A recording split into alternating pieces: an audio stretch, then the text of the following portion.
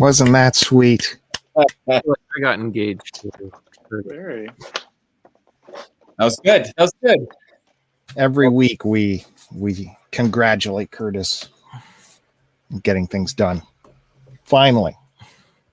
Yeah, Anyways, that was hey everybody, welcome back to the Vinyl Show, the Vinyl Collection, looking through the record shelves. This is episode 50, our 50th birthday. Isn't that exciting? It's just go ahead. Super 50th exciting. birthday. Okay. Super exciting, Bill. It's I can see Kevin can barely contain himself. just as myself. I mean, I think he's about to go run headfirst into that fireplace. I'm about to explode. Yeah. You're right. It's 50th episode. We've celebrated our 1-year birthday. Now it's the 50th episode, which is very good because like what I'm going through on today's episode and consequent episodes, if we persist even further, I'm going through records that have turned 50 that I have in my collection.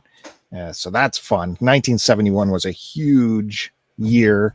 Kevin, I think, started grade school that year, and there was some major releases came out in 71. So that's what I'm looking through.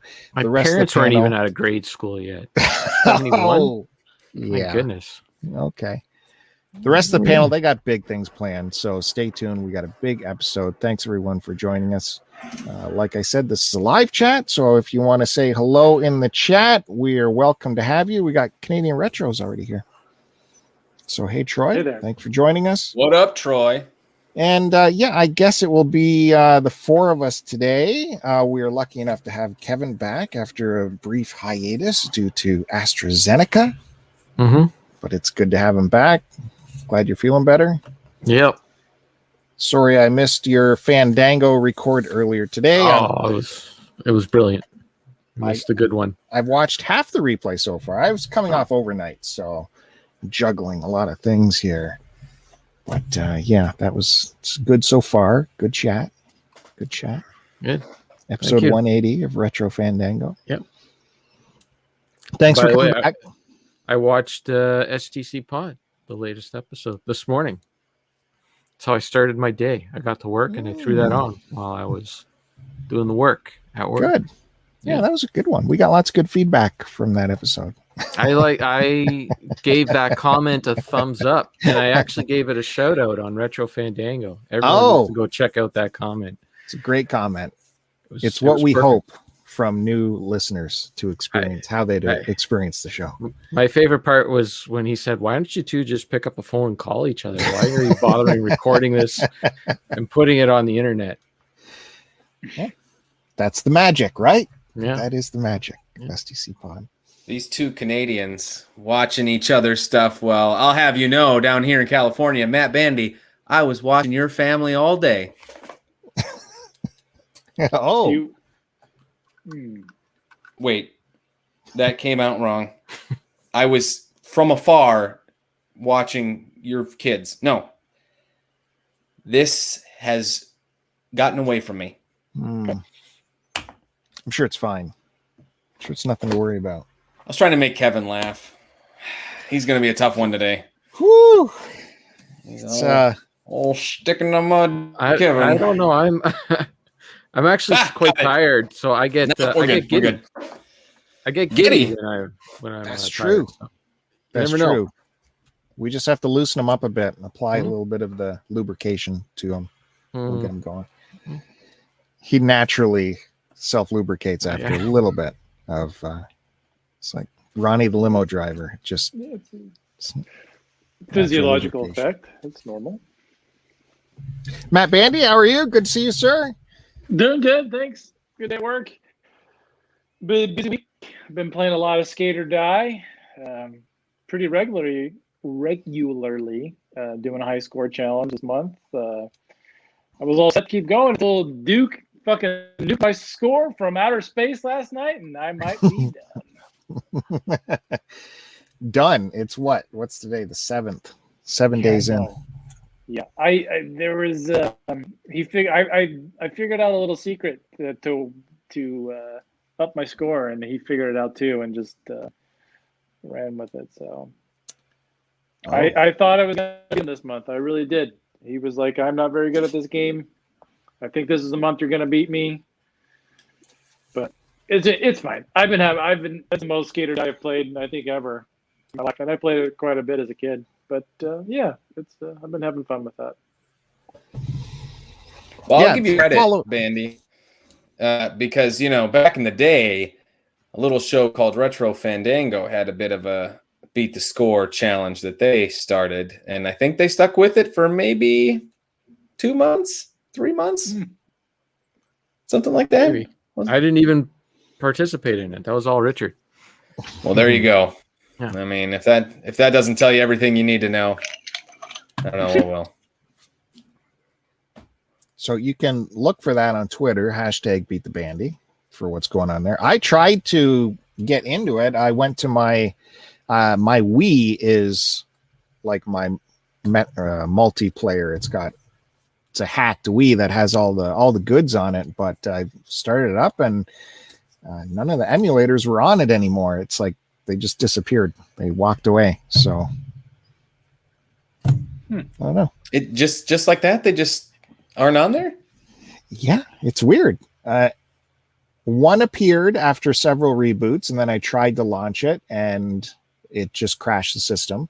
So I think maybe SD cards, they kind of sometimes go bad, right? Mm-hmm. Oh, and that's where all the goods are. So maybe I have to redo the SD card. That makes sense. But yeah, I was going to try. You don't have a physical copy of that? Come on. No, do not. Do not. And, so I have a quick question before we get into the show proper. I got a question for Kevin, because you missed the last show because of the vaccine, right? Yep. Was that your second? No. Second. That was your first? First round, yeah. Really? No Canadians have their second. That's crazy. Well, because you know what? You know what old Frisle got do. today? You got your second? Bam! Yeah, you Americans are way ahead of us, man. Done Pfizer and done. too. That's top shelf. Yeah. Team Pfizer, baby. Yeah. So I don't know how I'm going to feel tomorrow, but the first shot didn't do me. I didn't have anything. But most people that I've spoken with, it's the second shot that puts them out of commission for a while. But which one did you do? AstraZeneca? Yeah. Okay. I don't know. They're all different. Well, I'm hoping that I built up an immunity so I don't have any side effects on the second round. Yeah. Yeah. Well, we'll see. It's funny because right now, like after I got the first shot, my arm, by this point, because I got it in the morning, by this point, my arm would have been like really killing me. But today it's like not, it's like really nothing. So I don't know. We'll see. Like when I got the shot, I could feel it. Yeah. I could feel it like going in, and like my whole arm was tingling. Oh, really? Yeah. And Sarah was like, you're full of it. You're fine. No, I didn't have that at all. In fact, whatever needles they use now, these are like ninja needles. I didn't even realize I was getting a shot. Like it was like, okay, you're done. I'm like, what? I didn't even feel it. That's what Sarah said, but I felt mine. It was like a prick, and it like my arm still like if I press down on it, I could feel it. Maybe they like stuck a nerve or something. I don't know. It stuck everything. Kevin's reaction sounds more like a Charles McGill kind of reaction. Yeah. Maybe it's all up here. Who's Charles McGill? Chuck McGill. That's from Better Hamlin, Call Saul. Hamlin, and McGill. Oh. Yeah, I wish it was all in my head. I really do. That would have been nice. But how long did it last before you got over it? I didn't the last night I had chills was Saturday. I got the shot on the Monday and Saturday was like so the you last. had it for a long time. Crazy. Yeah, and I I had like a fever, and I'd take Tylenol and it would break for 4 hours until the Tylenol would wear off, and then it would come back and all the symptoms would start coming back. It was not good times. But the first day was like awful. I couldn't even move. I had this like psych myself up to like shift in bed, And Sarah, That's crazy. Like Sarah came in the room. She's like, "You're not watching anything. You're not doing it." I'm like, I couldn't even keep my eyes open. Huh. I'd sleep for like 3 or 4 hours, and then I'd get up, and it was like I hadn't slept at all. Yeah. Still the same amount of fatigue. Then the second day was the same, but like a little less. And then it just like it was all the same symptoms all the way through, and it was just a little less every day. Wow. So That is crazy. yeah. Crazy stuff. Was there consideration to go to the hospital at some point? Like, were you like, is this the bad reaction that people talk about where you got to go to the hospital? Well, here's the weird thing is like every time, like first, like when you go there, they say, okay, stay in the parking lot for 15 minutes. And if everything is fine, you can go on. And so, I'm there for the 15 minutes. They're like, oh, you guys are fine? I said, yeah, just the arm's a little sore, but that's normal, right? Oh, yeah, that's normal. See ya. So you're on your way. And then I was fine for the first few hours. And then I got up at like 1 o'clock in the morning. That's when I just felt like crap. So, you look up all the symptoms and it's like I had every single one of the symptoms, but everything says it'll go away in, a few hours. I'm like, okay, I'm not even going to call in sick yet. It says it's going to go away in a few hours. And then by, 4 o'clock in the morning, I'm still feeling like crap. And I'm like, I better call in now. And then it says, everything says, within 12 hours, everything should be fine. So, you're just waiting. You're waiting for like, okay, I'm going to be better. And then, well, actually, you know what? It might be 30 hours. It might be like a day and a half. So then you wait a day and a half. And then like other people, well, it might be 4 or 5 days. Like it just kept going and going. So I never really. Who was saying this? Were you like talking to someone? Well, I that was what I read on the internet at first from our thing, and the government said it was going to go away in a few hours. And then like you're texting people and that, and like my mom, I'm like, mom's like, oh, how are you feeling? And so I'm telling her how I'm feeling. Well, your Zia Carroll had the thing, and she it went away in 30 hours. So it'll probably go away in 30 hours. And then I'm texting the guys at work, and I'm like, it's like I'm getting to the 30 hours point, and I'm still not feeling well. Oh yeah, well my girlfriend had it, and she's she got it like 4 days ago, and she didn't feel good for the first 4 days. So just information I was getting from different places and that. So I never really thought about going to the hospital until today when Sarah sent me this thing where it said they actually recommend, like, because what I had, so between 4 and 20 days, do you still have a severe headache, which I did. I didn't have any seizures, difficulty moving your body. Okay. I didn't have blurry vision, but I had this weird thing where I couldn't look side to side. Like if I looked to the left or to the right, it was just immense pain. What about up or down? No, that was fine. So you were kind of like a rook on a chessboard. Only sure. Just no. I am diagonals. expendable. I am expendable like a rook. So, Well, and then rooks there's are- a bunch. Anyways, Oh, they they're say valuable. reading this, it says I should have went to the emergency room, but whatever. I didn't. I'm still here, but I might have a blood clot in me somewhere. It's working its way through, so you never know. Well, always the optimist. How about some records? Let's talk about some records. Woo. Okay. Wow. All right. I had a bad reaction, but it should be. I'm hoping I'll be fine, and I'm hoping that the second shot, no side effects. Yeah. Well, you were missed. Let me tell you, you were missed. I watched the episode. I wasn't missed at all. You were. You guys hummed along just fine. So I'm going through my 50-year albums. I need the musicologist to fill in, the stats there, the information. So you were missed. I didn't make Need any your help notes, so you must have did fine. If you Notes. messed up, I would have messaged you right away. Oh, yeah, of course. Yeah. And of course, Curtiss, thank you for being here. It's good to see you. He's all groomed, haircut. As my father would say, a nice college cut. My father's thank you. always telling me, when are you going to get your haircut? Nice college cut. Like, what college am I going to? Have you ever I'll heard tell you, the phrase, you got your ears lowered? Oh yeah, my dad would say that all the time. Yeah. That's a good one. I got to bring that back. That's a good one. I haven't heard that in a while. I like that. It's been a while. Yeah, no, I found a new barber and I liked them. I think I'm going to go back there. Barbers are like mechanics. You got to weed out the bad ones and find the one you like and stick with them, you know? Yep. Yeah. I'm using my daughter. She's now the hair cutter. She took it in high school, so. She can take beauty school in high school? Yep. Cosmetology. That's awesome. Really? Yeah. Sounds like an easy credit. Pretty tough. Well, they did. Hey, there's real stuff going on. And the hair dye stuff is all chemistry and then biology with how it, I don't know. She still got over 90 in it, but.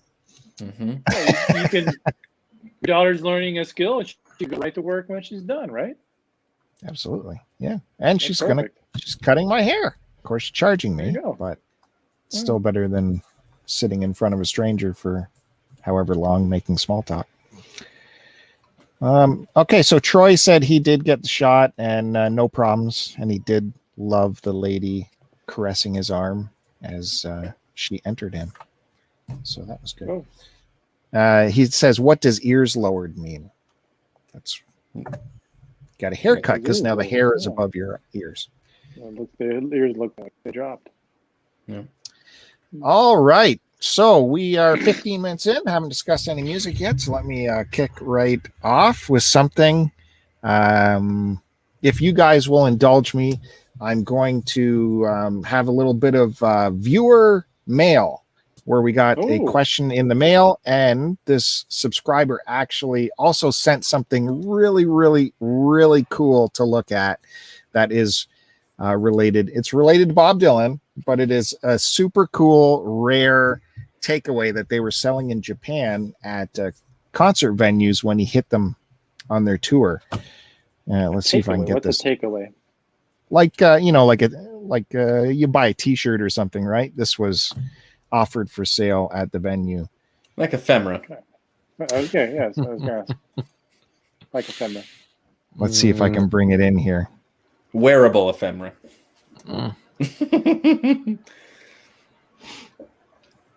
Oh, is that a condom? No, this is not condoms. I also thought that.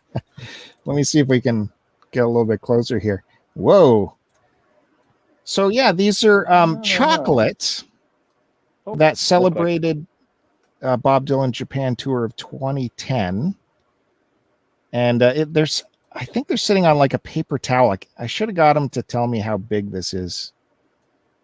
But the box looks pretty cool.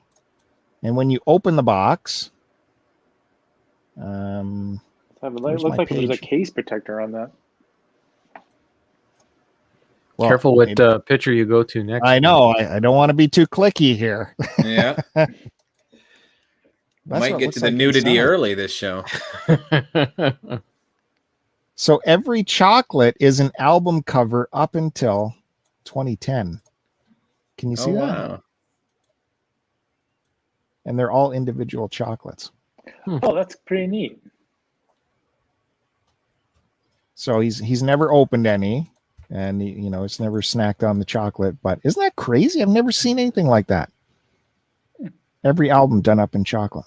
That's pretty cool. What would you do in that situation, Bill? Would you eat the chocolate or would you save it? No. Oh God, I would never open that. Never. Really? Even though you own almost every one of those albums and you could look at the actual album cover whenever you wanted and it would be the proper size. No, that is so cool. It's miniature. It's amazing. Neat that they're small. Okay. Yeah. Now I looked this up. I looked on eBay to see what does something like this go for. Not even one listed on eBay. So very, very priceless. So no interest. He also sent a question. Again, let me delicately move my pictures along here. He asked me about this album, which is Bob Dylan's very first album. And he noted that, let's see if I can zoom this in here. See on the cover, it says the first track is called You're No Good. but on the album, it's listed as She's No Good. She's no good. She's No Good. So, and if you'll look, this Columbia label, you can tell is a reissue because it doesn't have that old style, doesn't have the old Columbia eyes on it. So I looked this up, and his album is from 75. It's a reissue from 75. And I went and checked out my album. Mine's an original pressing from 62. It's a UK pressing. If you guys remember when I went through these albums, right? Oh, yeah. How could I forget? And so same thing on the cover. It says, "You're No Good."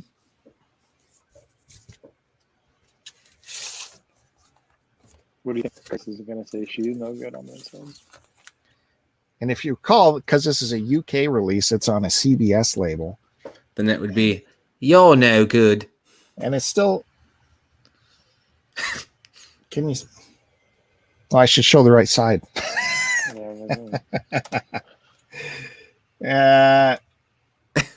She's no good. She's no good. So it's this error that has just... They've never fixed. Which is the error? On the album or on the cover?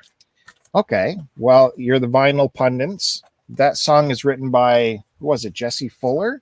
Look that up. You don't know the song? I thought you were a Bob Dylan fan. You know my memory does not last that long. You can't hum along to the words. What does he say in the song? Does he say "you're no good" or "she's no good"? What, you want me to sing it for you right now? No, I want you to tell I me. do. I want you to think. The subscriber who asked the question, Bill Booth, is in the chat right now. He says the chocolates are 5 inches by 5 inches. The box itself must be 5 inches. So that's close to a ruler, right? It is "You're No Good." You're no good. Yeah.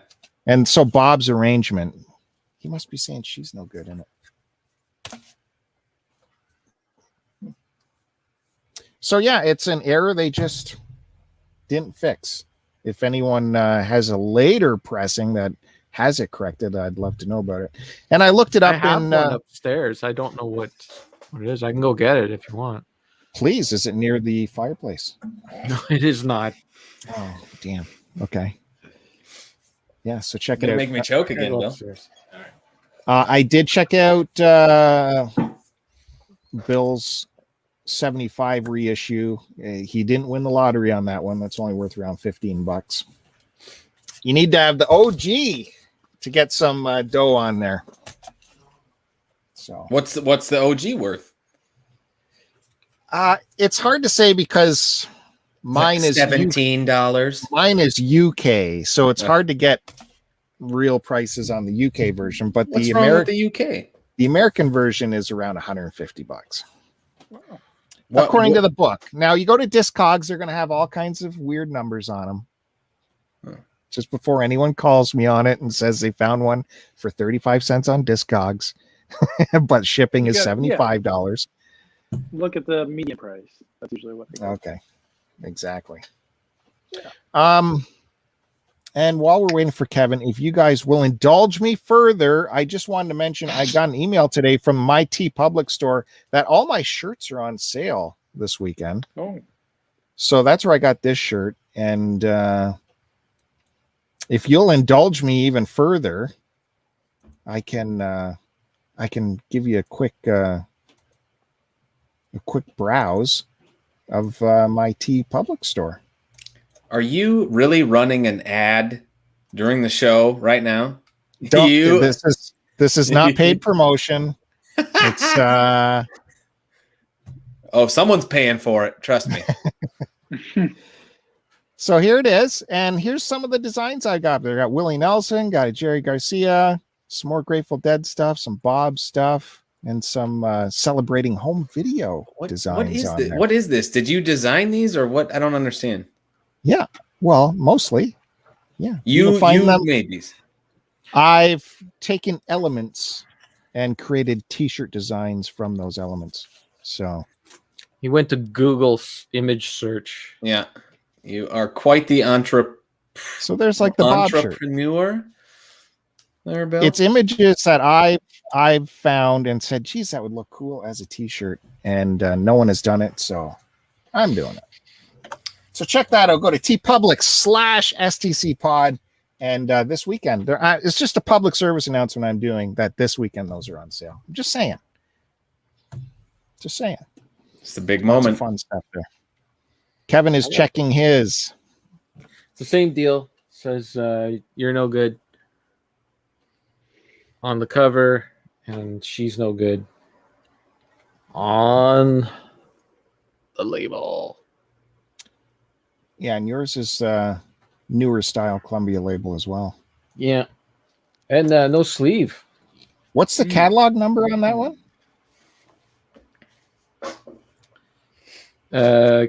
KCS 8579. Yeah, I think that's the same one that was sent in to me. You might have a 75 too. Oh, there you go. Mine also has the special highlighted edition on the back. Oh, wow. Writing. Yeah, that's extra. Highlight? That's extra. When you're doing your book report, you circle those parts. That is awesome. Yeah. I like that stuff. It's true. I like it too. All right, so that's kind of my vinyl adjacent section for today's show, showing you some cool stuff, subscriber submission, and little public service announcement about tpublic/STC pod t-shirts on sale. Kevin, are you ready to go? Do you want to show us something? Yeah, I don't have anything vinyl adjacent. I just have vinyl because He's hardcore. I collect vinyl. Why would I have anything vinyl adjacent to show? That doesn't make any sense. Well,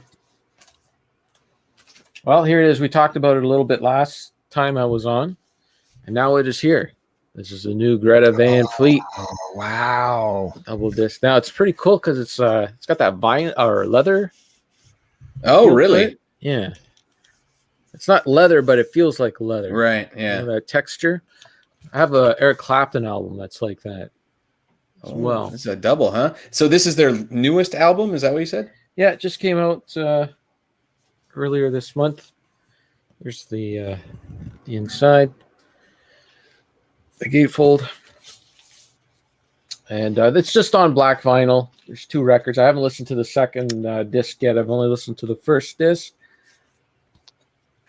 I thought there was a booklet with it. Okay, well, hold on. Oh, okay. So I thought you were putting it away. Whole presentation here.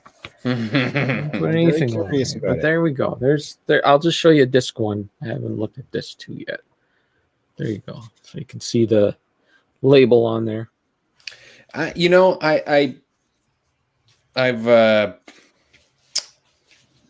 what am I trying to say? I've flirted with Greta. What is it? Greta Van Fleet? Yeah, Van Fleet. Yep. Van Fleet. Yeah. What's a good album to start with? I want to do some homework on them because I liked their stuff. They really don't have too many albums out. So start with From the Fires. Yeah. Yep. Okay. That's the one where they got their kickstart. Okay. So yeah, there's the booklet. And there's the back, which is same as the cover. It's got all the words in there to all the songs. And they're doing the symbol thing, kind of like Led Zeppelin 4. I love it. Yeah. They're always all in on the they're Led always Zeppelin. fighting against that Led Zeppelin thing, but then they go full in on it. Why not? I Yeah. agree. Why not? I mean, it sounds great. And, there's some like naysayers out there like, oh, well, why don't you just listen to Led Zeppelin? I mean, Led Zeppelin only put out, like 8 albums 50 I know. years ago? I mean, come on. It's like people who say they won't watch new Star Wars because Well, that's they're like, garbage. what? There was only 3 Star Wars movies? Yeah, but that's garbage. I mean, you might as well, you're comparing, a nice banquet to garbage. These kids are doing a good job. I wouldn't compare this to prequel crap. Especially when I feel it is very hard to discover, and this is coming from a guy who doesn't really seek out music stuff, but it's hard to discover new like rock and roll bands. Yeah, there's not as many doing them. That's like not what's played on the radio anymore. Right. So there you go. Okay, That's so it. that album is 40 big ones. Yeah, I think I pre-ordered it for $33. So, and with the tax, it came up to like 35 or something. So you think I should get it on vinyl for 40 big ones? Is it worth it, you think? I mean- I only listened to disc 1 and I thought it was good. And I mean, you can try to wait, and sometimes it does go on. Like these things do go on sale, Yeah. right? Like Greta It's on Van my Fleet's list. other albums did go on sale, so it could. But Were you very satisfied with the booklet? I mean, it's just the lyrics, and it's a nice looking booklet. It's not like anything mind blowing or anything, Okay. but you know, I'm happy with what I spent on it. And it's just the length of it's a regular length album, but they stretched it over 2 pieces. Yeah, it's like a, what do they call it? Like a high speed mastering kind of thing, but it's not at 45, right? It's just less. Yeah. Less songs on each side. Right. All right, cool. It still is on my wish list. Maybe I will pull the trigger someday. But the CD is only $13, so I should really just do that.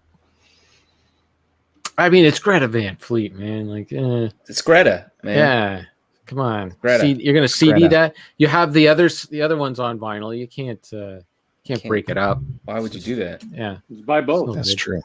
That's Mhm. true. or But that's you can buy just both. coming from a couple fleeters over here, you know. That's just what we're about. We live the life. A couple of Von Fleeters, the Yeah. German variety. Since we're talking about new rock music, Curtis, a band you should check out. I don't have any of their stuff yet because I can't find it anywhere. And I've talked about it before on here. The Lemon Twigs, these two Oh, yeah. brothers. Yes. That did Some- nothing. Some of their stuff's a little out there, but some of it is so just hard rock, balls out, like the Who stuff. Like, Oh, I like that. The Lemon Twigs. yep, the Lemon Twigs. Oh, I they're see. good. Lemon Twigs. What about Good band name. Bill? I don't think we've ever talked about Royal Blood. Are you a fan of the Royal Blood? I've not heard of that. You've not heard of the Royal Blood? No. Oh my goodness. What about Surfer Blood? Do you know Surfer Blood? No, I only know That's a good band. Royal Blood. Blood's good. Well, I don't have Check any that Royal out. Blood yet, but I want to get some of their stuff. So we should look into that. Royal Blood. They're like it's just a bass player and a drummer, but Oh, he's like like a Wumple H? fuzzy bass, like it's Uh-oh. Sleep. and That's That's Bandy one too many band members for Bandy. He likes it Give solo. it two. just one guy. Yeah, it's. I mean, I'm not no expert on it, but what I've heard, I've enjoyed. All right. We got tips right off the bat here for everyone. Okay. Where are we going? Curtis next? Curtis next. Let's do it. It's a very special day today on the vinyl collection. It's the 50th episode. Did you really think I wouldn't bring it for the 50th episode? Of course I'm going to bring it. In fact, I don't have any homework to share today because we didn't actually give out any homework last episode. But before I get to my very special gift that I've put together for everyone, I do have one piece of vinyl adjacent that I'm going to show before all that. And this was a little gift that came in the mail. Perhaps one of you is aware of this.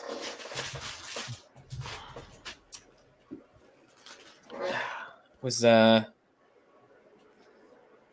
Eagles farewell tour Oh, damn. Is that where that went?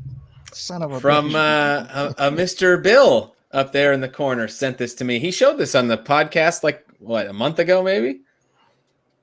And oh no, it was when Layla was on, and we both mentioned that we liked the Eagles, and so he very kindly sent it down. But you'll notice he put There you go. Yuck. Nice.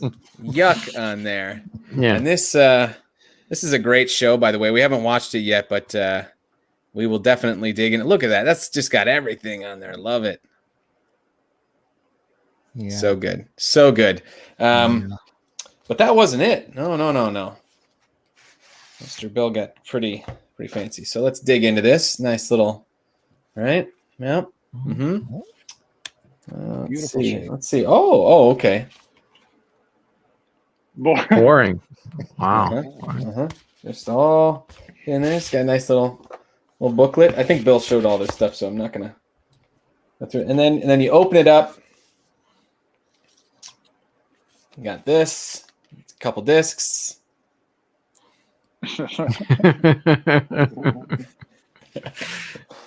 And that was all that Bill didn't even write me a love letter or anything. He just put yuck and you deserve better and all that. He's not wrong. But thank you. This is awesome, Bill. This is legit. This is cool. I will be watching that. All right, on to the main event. I have prepared a little video treat for all you viewers out there. You may have heard us talk about it before, but here in Los Angeles, California, there's a famous record store called Amoeba Music, and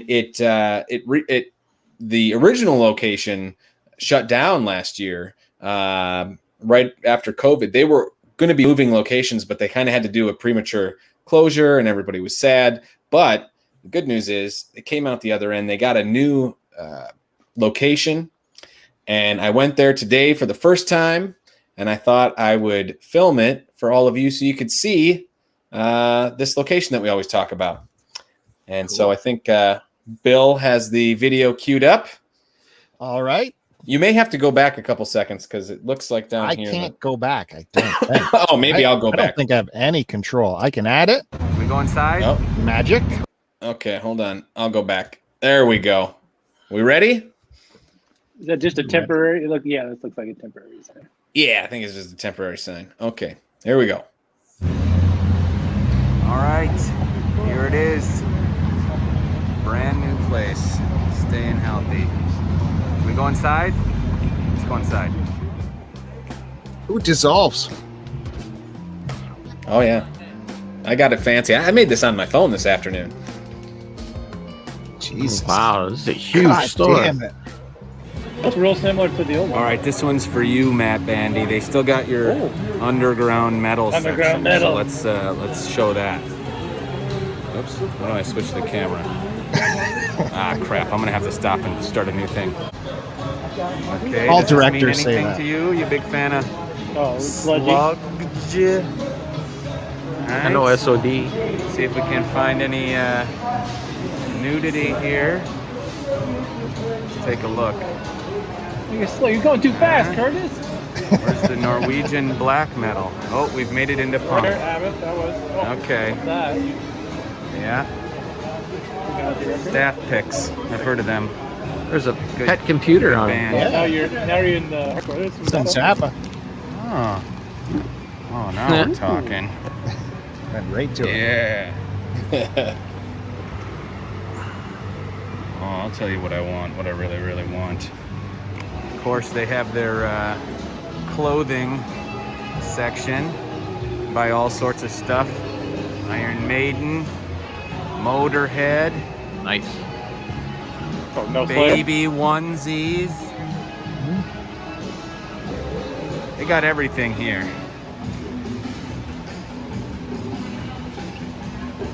$310 to Yuma. Limited edition. Okay. Oh, okay. So we got Blu-rays. Huh? What do you think of this, Kevin? I like it. Sci-fi. Oh, this is nice. Yeah. Ooh. This is the Criterion section. Jesus. Very nice. Poke around in there. Let's look at this. We got a whole Star Wars section. What else? Star Trek. Ooh. What's gonna win there, huh? I'll tell you what's gonna win. The Divergent series. Yep. They never What? finished this. There's a series? What a bunch of a-holes. Yeah. All right, check this out. We're in the rock section. Remember this little ditty? Huh? Survivor. Oh, wait. No, this isn't the right one. No. I thought this was the one that had Eye of the Tiger. But check this out. Is this Love? That was Survivor? So they do have 2 hits. Oh. I don't think that's the Is This Yeah, Love what you're else we thinking got? of. That's not yeah. the one? Okay. I don't think so. Yeah. This band was named after Chris's mom. Looks like they still got the stage, so they can do performances eventually. God All right, damn it. here's a good view of everything. Insane. Curtiss Spider-Man up a wall? They have a little section up there you can walk up. Look at that. He's on the manager's shoulders. Wow. Do you know where this is Yeah, going to it's kinda play? vinyl, clothing and stuff up here, and as you move down, you get into CDs, It's like supermarket Film. size. cassettes,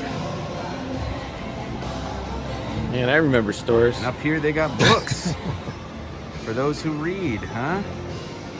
Film and TV, graphic novels, music, books, a little bit of everything. Whoops, excuse me. Damn. Posters. Yeah. All right, this one's for you, Duke. We got Dave Matthews Oh, Band. no. Look at this. Oh my goodness. Live, out of print, $125. Limited edition white vinyl, record store day. I'm not gonna get it. Live at the Hollywood Bowl. That's a good one, huh? It's the regular ones. Oh my goodness, look at all this. Oh, Duke. It never ends. Oh no, yeah, it ends right here. Oh, John This Mayle. is a cool section. This is like their, I think like rare stuff, kind of. Out of print. What's that? Oh, God, really? Yeah. So they got all sorts of Bob stuff. Dylan in there. CDs. Oh. Ah. $10. Press photo. Anyway, yeah. By the way, if you're ever wondering where Amoeba is on Hollywood Boulevard now, you just have to look one place, and that's to find this. It's right by Cedric the Entertainer's star. Wow. Okay? So that's where it is. Cedric the Entertainer. Okay, got my stuff. I will see you guys back on the show. There we go. Good job, Curtis. Nice. Excellent. Thank you. What a pro. Yeah, so that was fun. I went there today, and I picked up some stuff. I guess I'll wait until the next go around. I did hit up another record store prior to going to Amoeba. I was kind of where I got my shot this morning. I was kind of going over to Amoeba, and on the way I was like, oh, there's this other record store, and it was called Cosmic Vinyl. I'd been there before, but it'd been a few years, and this place is cool. It's a tiny little shop, like just, little mom and pop, but I wish I would have taken video there. Maybe I'll go back and take some video. It's like half coffee shop, half vinyl, and I don't remember it being coffee shop. I asked the lady that was working there. I was like, was there always a coffee shop here? She said, no, we just added that in October or something. But it's really cool. You go in, you can order some coffee. They're playing music. You can kind of chill out. They got tables outside and stuff. But yeah, it was just really cool store. Should I show what I got there? Sure. Yeah, why not? You don't remember the name of it? It was called Cosmic Vinyl. Oh, Cosmic Vinyl. Yeah. So you don't remember it. So I do remember it. I picked up a couple cassettes while I was there. I got the Spin Doctors. nice. Doctor. Yes. That's Remember a guilty Spin pleasure Doctors? right there. Heck That's yeah. a good one. I mean, $2.99 can't go wrong, right? And this has their hits "Little Miss Can't Be Wrong" and "Two Princes." Two Princes. As my friend's dad would say, this is a compilation of their greatest hits on this one. Because I don't know if they ever had anything beyond this, right? I don't know if they did any more stuff after that, but that was like their only. That was Hits. the album. That was Yeah. the big one. This was the one. Did they have a different cover on the CD than the tape? No, it was still that phone booth. Okay. Yeah, Which and one of this those is, songs? What was one of those on Dumb and Dumber? Or they had a song on Dumb and Dumber soundtrack. I really? don't remember if it was. Yeah, if it was one of their hits. I know that. Yeah. I know they were on Hard a to- few tribute albums. They would pop up once in a while. I haven't got a chance to listen to this yet. I was talking with Layla earlier. I was like, I hope this Spin Doctors album is good because I know I like 2 songs on there, but hopefully the rest are. Yeah. I have no idea, but I don't know. For me, I love getting 90s bands and stuff on cassette because this like takes me back. You guys were too old by then. This is my childhood, you know. Yeah. Curtis, question for you. In Answer. Amoeba, where was all the heat in the store? Like, what sections were really hopping with people? Well, you know, I got there right when it was opening. I actually like stood in line and I was like right in at the beginning, and it was a little overwhelming because I hadn't been there before in the new location. You know, honestly, I wouldn't say there was one thing that was bumping more than the other. I thought the way that they laid it out, and Bandy, you'll know because you've been in the other one. I felt it flowed much better than the other one. Like it, you know, they put kind of like the clothes by the vinyl, so the clothes are not typically too popular, so you're not going to get it all clogged right there. It looked like it was spread out a little bit better. Yeah, The layout, yeah. like you were saying in the other store. Yeah, sure. Yeah. And they definitely, I don't know if we hit it while I was there, but they definitely have like a cap on how many people can be in there.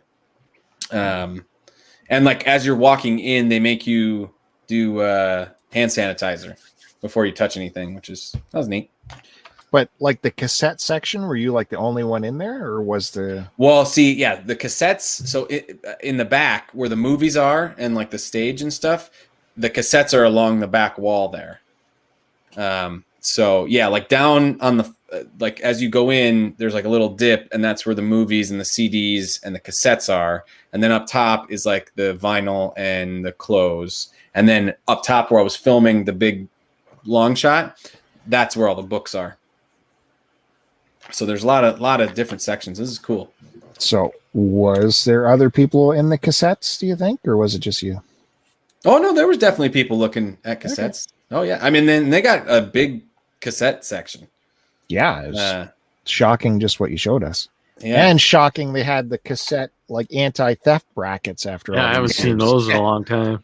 Yeah. So yeah, it was a really cool store. I'm looking forward to going there with you, Bandy. I picked up 38 Special. I got that on vinyl. Dude, I would love to get this on vinyl. This is their big one. Well, I don't know. Maybe. Yeah, no, that's the one.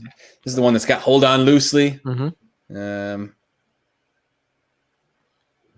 I don't. What other 38 Special songs? That's it. I listened to that album, and that was the song.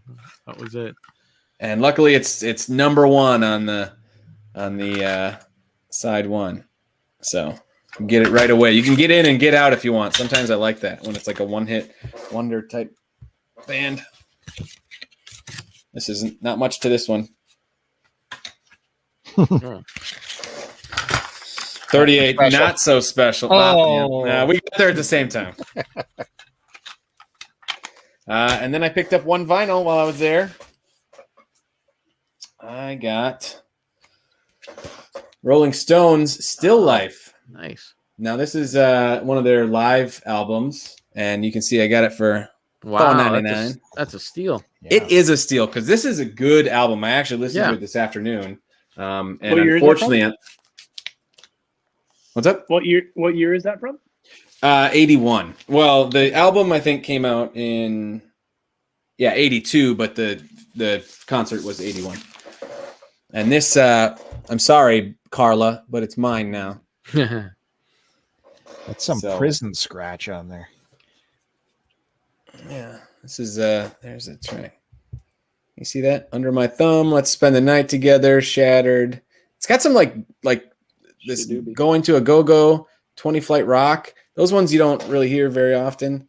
Time is on my side. Go. Is that a cover of the Smokey Robinson song? Yeah. I think so, yeah. Oh, yeah. So check this out. Bam. There you go. Oh, that's a cool picture. That's cool. What's cool about that era of the Rolling Stones live is it was like the last before they started with the whole background singers and extra musicians and that. So it's just them. It's just them. Yeah. And this is actually captured. This concert is captured in the film "Let's Spend the Night Together" by Hal Ashby. It's this album that they were making and filming for that movie. And you're right, it is just the 5 of them at the time. Nice. So, I didn't know that. Yeah. Good film. Fun. And classic, the yellow Rolling Stones. Nice.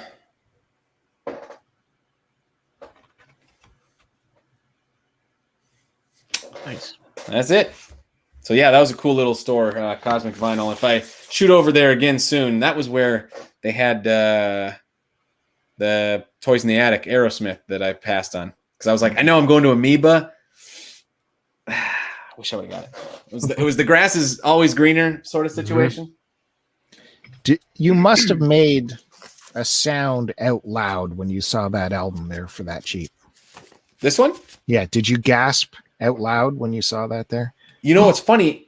I probably did, because I'd been looking for this one because I just watched that film and I was like, oh, I want to get that album because I know that they did. And this one, of their live ones, you probably see this one the most, in all honesty, or at least I do.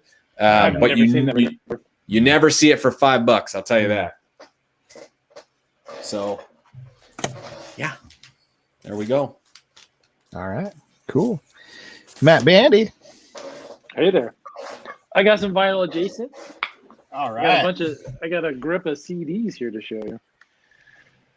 So, as you know, I've shown a bunch of Dark Throne on the show before. Yeah, totally. But so I got a bunch of Dark Throne CDs off of Discogs last week. They came in the mail. And the reason I got a couple of these, where I own most of these on vinyl. Actually, no, I only own one of these on vinyl. So I'll start with this one here. This is the Panzerfaust. This is their 5th record. And the reason I got this was because they put out some reissues of the CDs with a commentary disc. So on the second side here, or the second disc, they have a kind of a play-by-play or commentary that goes along with the tracks. So the music is still there, but Fenris and Ted are talking about the songs, talking about the writing process, and it's pretty interesting. That's crazy. I've never heard of that before on CDs. They've done that with a few of their records. So that's why I got this on CD. And then I also picked up, after that was the record called Plague Wielder, which I don't own this one on vinyl. But again, I got this one because it has a second commentary disc with Fenris and Ted.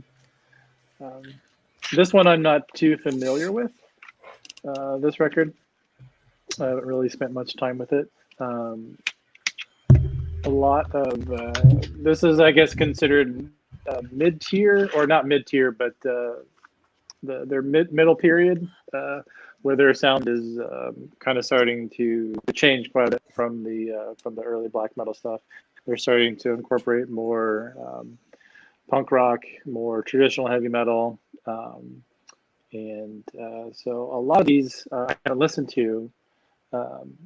So that's another reason why I got these on CD, because it was pretty cheap and a good way to listen to these. Then I got. Well, it's Bandcamp Friday, isn't it?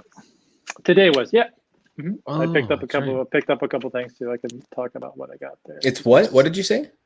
Bandcamp Friday. You still got a couple more hours to, if you're after the show, if you guys want to check out some stuff on Bandcamp. Get some band right on rider. So they picked up Hate Them, which is another one I didn't have on vinyl or on a physical copy. This one I've been listening to a bunch this week. I listened to it before, but I'd never really spent too much time with it. But this one is kind of the start of their punk rock influence. And the production on this one is noticeably better than some of the early stuff. The drums and the mix of the drums on this are so good, and so they do have a double disc with this one too, with the commentary, and I wish I would have picked that up. I didn't realize that until after the fact. And then I got the, I'm not sure where this is out in their catalog. This is towards the end of their middle part of their career, where this is called Dark Thrones and Black Flags. This is very Motorheady, very a lot of D-beat punk rock influence on this. This one I like a lot, and don't have on vinyl, but that's on my list. I don't think there's anything. Your 10th in there. The booklet has quite a bit of stuff in it. You got a picture. There's Fenris right there. You got his shirt off. Cool. There's some nudity. He's hiking. And what's cool, what I like about these re-releases too, he'll on his songs, because they split writing duties. On his songs, he'll write a little bit about his, like, how they recorded it, or the inspiration for the songs. Well, the artwork on the cover is something going on there. Yeah. So that's, I forget, this guy, he appears on a couple of their records. I think there's a kind of an unofficial name for this guy. I'm not sure what it is, though, off the top of my head. I can't think of it. Some other shot of the band there. It'd be funny if it was like Tristan, Cody. Yeah.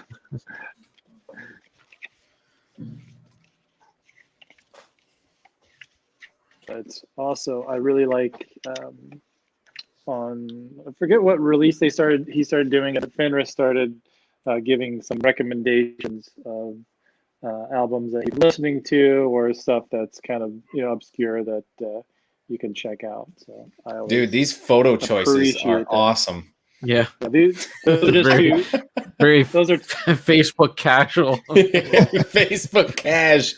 those are just two friends. That's not band members there. Wait, those are just two. That's different from the other guy. Yeah, no, there's only two guys in the band, so those are their other guys. That's some of their friends. That's great. Yeah. Says, yeah. There we go. Then I got one more Dark Throne record, which is, this one's called The Underground Resistance. This is on a digipack, which I'm kind of preferring these to the CDs. They feel a little bit, I just like the feel of them, a little more sturdy. They don't feel like they're going to shatter in your hand. And mailing too. Actually, I got a couple of these in the mail. The jewel cases came broke.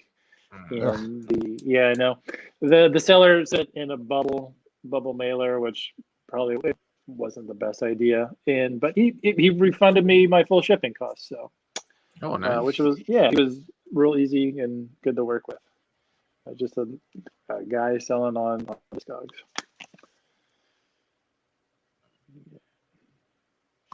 So this one is called The Underground Resistance. Always love the artwork for this one too. This is very heavily influenced. You can get a lot of new wave of British heavy metal and speed metal influences on this record too. This one's pretty well received. So this is a pretty cool record. So those were all the Dark Throne records I got, or CDs that I got. And most of these I got for $5 a shot. The seller. Sometimes you can say like if you're selling stuff on Discogs, you have your price, but you can also have the make an offer, and he had those on all of his listings, so I made him an offer on all 5 of those discs, and he agreed. So I was happy with that. Got them for all pretty cheap. And then I was out. Chris Roberts him. I did. And speaking of Chris Roberts, I was out looking for something for him over the weekend. And while I was doing that, I came across this record here. Oh, that's a good one. Yeah. So I picked this up because this was actually the first Anthrax record that I owned as a kid. I was probably either 7th or 8th grade, and I'm real partial to this record because this was, my introduction to the band. They had a changeover, and I know Kevin's talked about this on the show before when John Bush became the singer, and there was a pretty significant change in their sound on this record. And had I heard earlier Anthrax records up until this point, who knows if I would still like this record as much as I do, but this was my starting point. I still think this holds up pretty well. I love the drumming on this record. I think Charlie is a kind of an underrated heavy metal drummer. But I have one kind of critique. I hate the sound of the hi-hat on the record. It kind of it grates on me a little bit. It's very it sounds like every hit on the hi-hat sounds the same, and I didn't really notice that until I've been listening to this record quite a bit lately on Spotify, and it's funny because I love the drumming on this record, but that hi-hat just kind of drives me nuts, and it's more prevalent in some songs. But yeah, Curtis, I would say give this one a shot. You might like it. Is it I don't think Curtis would like that one. Hey, I'll be the judge of that. If you didn't like Metallica, yeah, I didn't really, but I did like Iron Maiden. Yeah. Is it? Yeah. I don't know. This is very 90s were weird when it came to heavy metal. yeah. I predict Curtis is not going to like the singer. I don't think he's going to like John Bush. Bam. There you go. Added. You got the inside, and you got a little almost kind of folds out into a poster. Yeah. All their albums in the 90s did that, actually. Yeah. So this was probably one of the first heavy metal CDs that I bought too. I don't know who introduced me to Anthrax. I remember a friend having the Attack of the Killer Bees when I was in like 6th or 7th grade, but I think that's when I first heard who Anthrax was. But that's like a collection of B-sides and unreleased stuff, that's a good record too. But yeah, this is a good one. So pick this up for $4. Nice. Yeah, and then this came in the mail yesterday, which is the newest Spectral Wound record, A Diabolical Thirst, which I showed the record of this last time. I picked up the CD too because I wanted to be able to listen to it while I was in the car. So this record's so nice, I bought it twice. There you go. So this came in the mail from Canada yesterday. Well, there you go. That's my vinyl adjacent. Nice. Yeah. very good. Good mail day for you. Lots of fun stuff. Yeah, it was. Way better than Curtis's mail day. You sent it to me, Bill. Sending me your garbage. I'm excited. Good. It's my engagement gift to you two. There it is. Kevin, do you remember how that Sound of White Noise was received when it first came out by the fan base, Anthrax fan base? Because I know a lot of people kind of hate on it. Yeah, it's significant, the change between the presence of, presence of time? Yeah. Maybe that. Because John Bush and Belladonna, they sound nothing alike. Yeah, and they went for a more heavier kind of sound because thrash metal was kind of out at like it was kind of passé, right? Every band was kind of moving on from that sound. Yeah, sound was changing a little bit. Yeah, for sure. Yeah. So I don't think it was well received. I remember my buddy Frank and we loved it.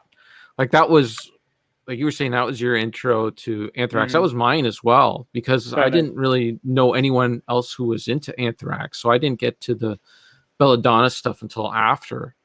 But I love that one, and especially the Stomp 442.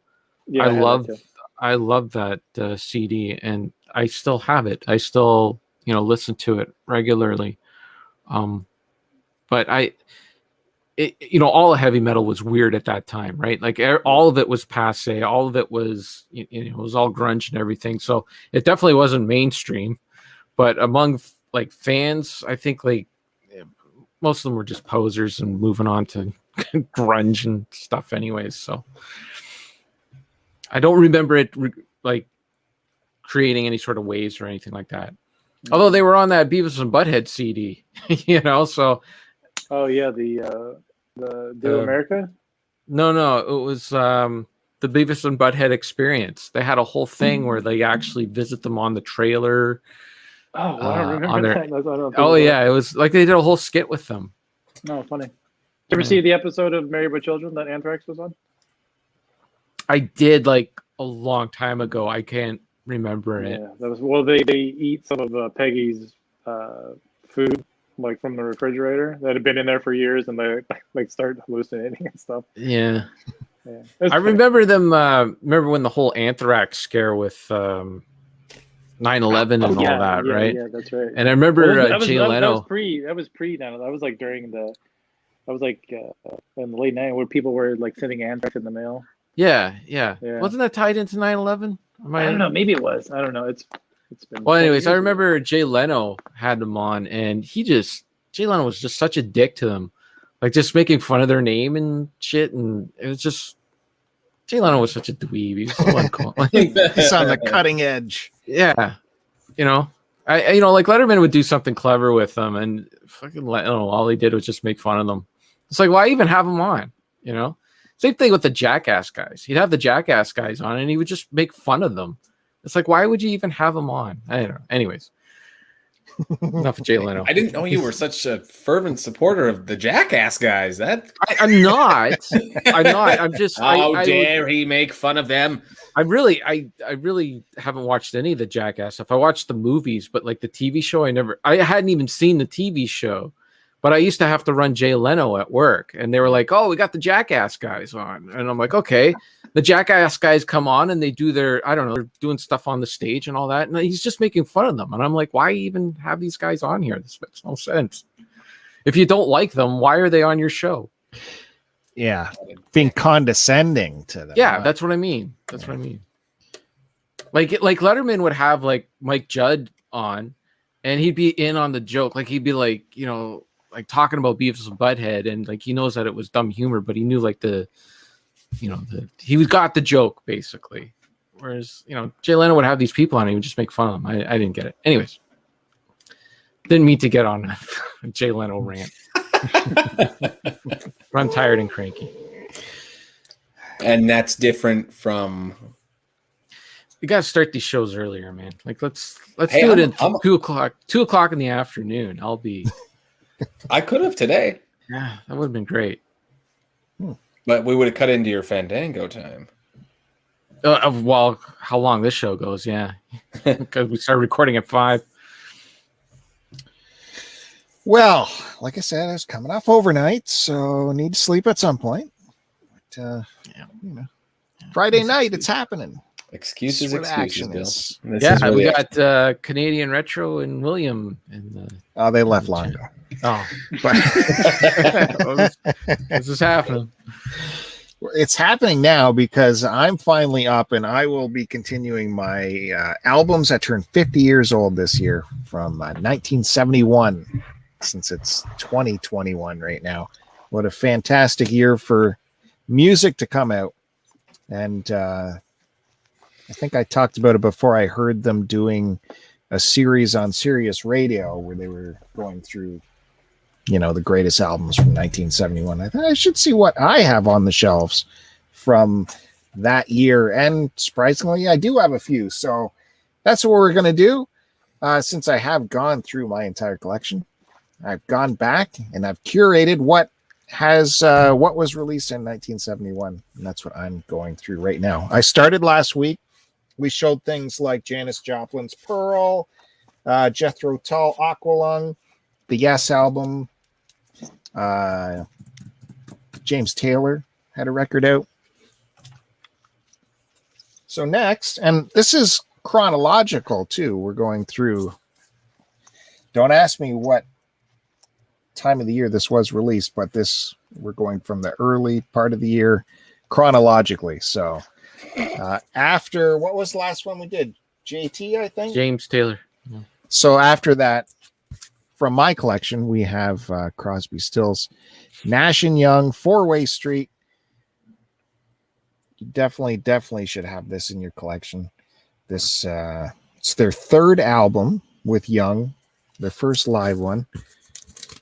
And this sucker, it shot straight to number 1 on Billboard.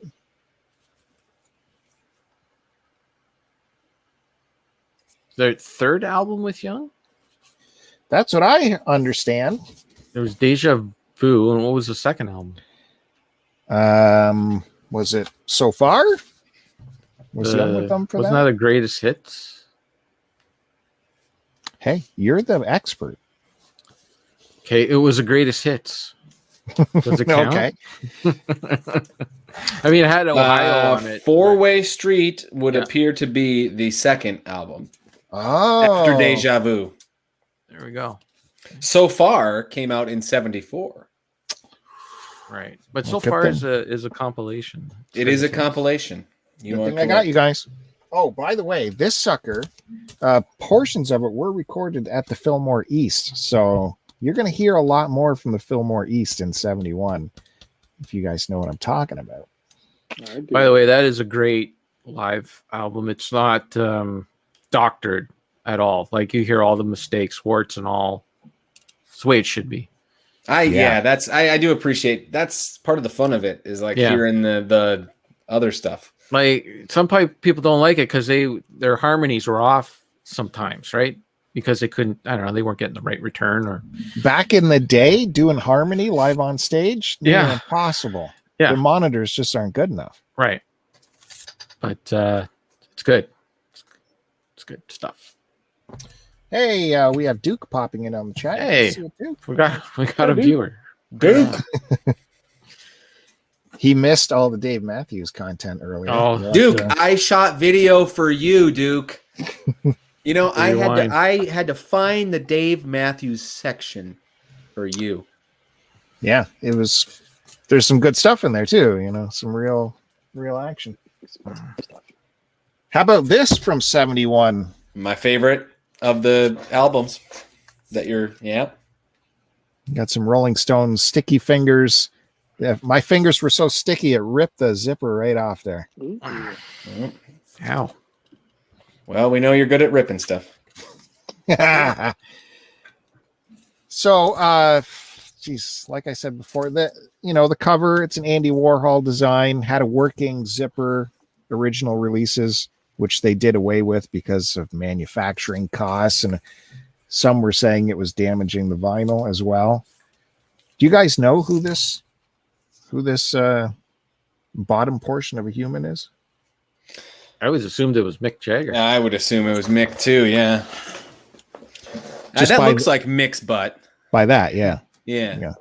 I mean, Yeah, I thought so too. Not Mick. Who is it? No one knows. Good luck. Oh, Never confirmed who it is. I guess it's down to like 4 dudes who it might be, one of which is Andy Warhol's lover at the time. oh. So Does it have the belly on the inside? Like you can This- open up the sleeve and there's the belly in there? Yeah, it should have a little with the treasure trail. yeah, Oh, yeah. and the Andy Warhol signature in there. Right in there. Wow. You reached down in there and signed that. Yeah. Good for you. Yeah. So okay. 9th British album, 11th US album. Something like that. Okay. Yeah. Okay. Oh, Muscle Shoals. Some of this recorded in very famous Muscle Shoals studio. I got a Sticky Fingers story. Can I tell that really quick? Please. Please. It's not a long story, but it just every time I see it, it makes me think of it. I was at a swap meet, and there was a guy that had a old record booth, right? And so I'm looking through stuff, and I see Sticky Fingers, and he's got it propped up, like displayed nice, and I was like, oh, that looks like an original one, and the zipper and everything, and I was like, wow, if that's an original, it's probably worth like a, pretty little penny. I wonder what he's asking for it. And I go, excuse me, how much is the Sticky Fingers? And he looks at me. This is what he does. He's like, a lot. This is an original. All right. If you do your homework, you'd know it's worth a lot. And I'm like, Was he Jack Black in High Fidelity? well, he pretty much. Yeah. I was like, okay, well, thank you very much. I'll be on my way. I'm going to go do my homework.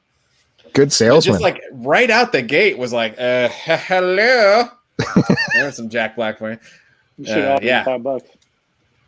I know. I was like, I wasn't thinking it was cheap. I know it's expensive. How much are you asking for it? Yeah, jeez. Yeah. So much dude. I don't know, did you come from some like movie shoot where you were dressed as a middle-aged businessman, 3-piece suit or something? I think that day I was probably had some cotton candy and I had one of those hats with the little twirly propeller on it. Hey, mister, how much is the Dicky Finger? And that's how Curtiss gets in the intro every week, folks. Just so you know. Just so you know. All right. Continuing. 1971. It's Blue. I need that. Blue album. Yeah, everyone says that. Geez, you got to have Joni Mitchell's Blue on my in your list. collection. I saw that one today at the Cosmic Vinyl. That was another like $5 one. Oh, should get that. Really? Yeah. Is there a mono version of that? That's the collectible version. I think I remember hearing a buddy saying he was looking for it. I'm sure there would be in On 71. What's going on here? Oh. It's peeking out. Wants to be seen. So yeah, everyone says this is like the big breakup album you listen to, when you're going through some tough times romantically. She had broken up with Graham Nash, who we just talked about, remember, in Four-Way Street.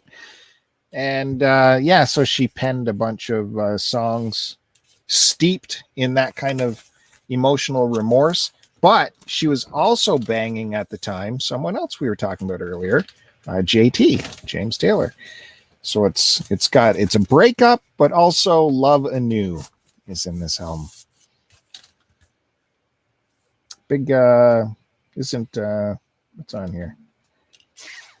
All I Want, My Old Man, Little Green, Carrie. Love Carrie. That's a good one. Okay. Joni Mitchell, Blue.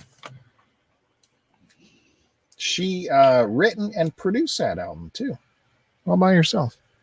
That's right. Yeah. Okay, next. Ooh, I love this. Long John Baldry. You guys familiar with the Long John Baldry? Not really. until just now. Bluesman from the UK, buddies with Elton John and Rod Stewart, who we see here. Rod Stewart and Elton John produced this for him. And also appearing on this is Ronnie Wood. And yeah. What else? Someone else is on here. Yeah, of course it's good. It's in my collection. Yeah, well, we've seen your collection.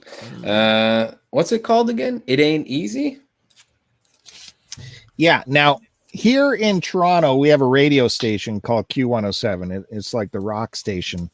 And I don't know if they still do this, but on Sundays, they have all Sunday, it's called Psychedelic Sunday. Curtis is loving that Psychedelic Sunday. I love it. And I mean, it was so well produced that day.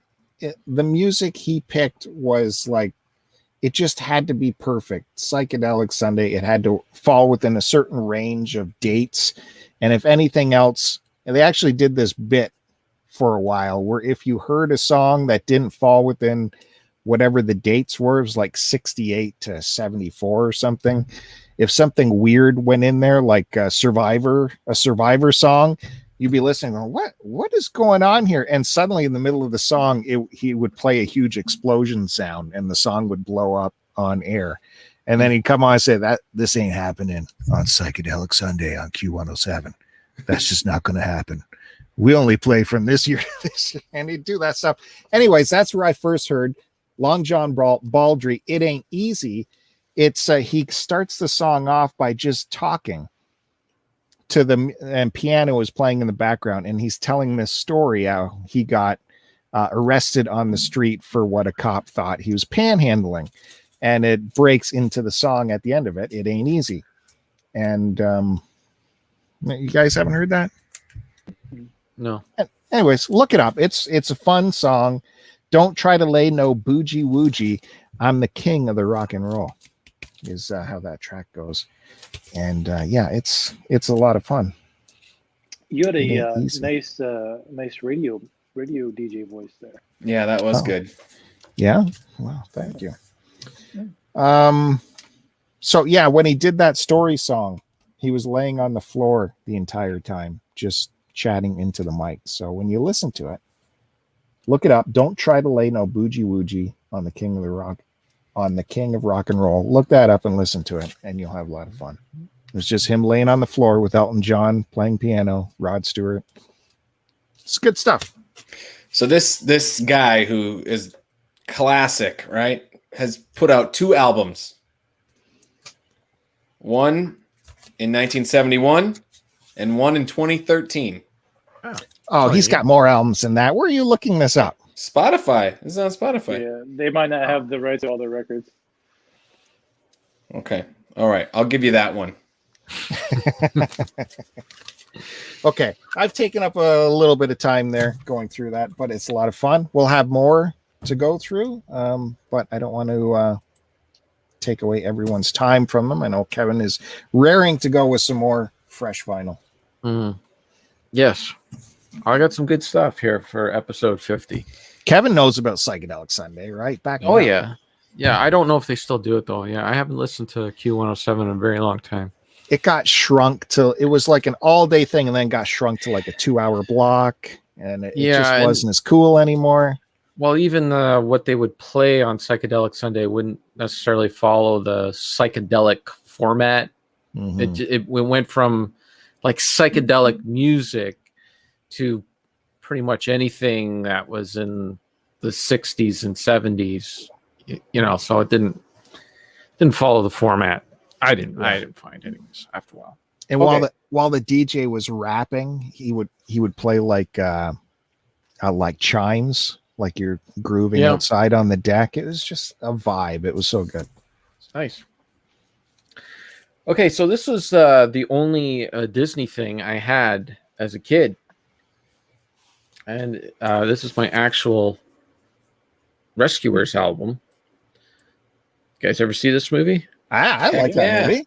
Yeah. Not as good as the sequel, actually. Down Under? Down Under's where it's at. But that was a good one. I've never seen the sequel. I actually just watched the movie not too long ago, and I think I prefer this record better than the movie. But that might be just because my ears have become accustomed to the record. But I was surprised. I took this from out of my mom's collection there because it technically is mine, right? But I was worried that it was going to be in horrible shape, but it actually is in great shape. Considering I had this when I was a kid, my sister did not get to it with the scissors. She went through a scissors phase. But this is all, yeah, she cut up my Woody Woodpecker books, everything. So this is all a book, that she would follow along. Oh, that's cool. Yeah. And, it's got all the photos and everything. It's pretty much the same story, but like there's an announcer guy who fills in the blanks and that because they obviously can't do the entire movie. It's not the soundtrack. It's just like the narrated version of the story. There's sound clips from the movie as well, and you got Bob Newhart actually on there, but there would be an announcer guy who would come in and kind of fill in the blanks, kind of thing, just to keep the story kind of moving. This image here kind of creeped me out when I was a kid. The skeleton there. There's very Matt Bandy. That's cool. Artwork there. I'd buy that record. Yeah. Proto Bandy. Yeah, Proto-Bandy. Proto-Bandy. But yeah, it's pretty cool. And the record itself sounded great. It didn't have it wasn't scratchy or anything. Did you read along? No, I only listened to side one because it was kind of like, okay. I went down memory lane for 15 minutes. That was enough. Yeah. You got it. You figured it out. Yeah, but I was happy. I was happy that it sounded good and it wasn't all scratchy and it's in good shape, and that'll stay in the collection. Yep. Sorry.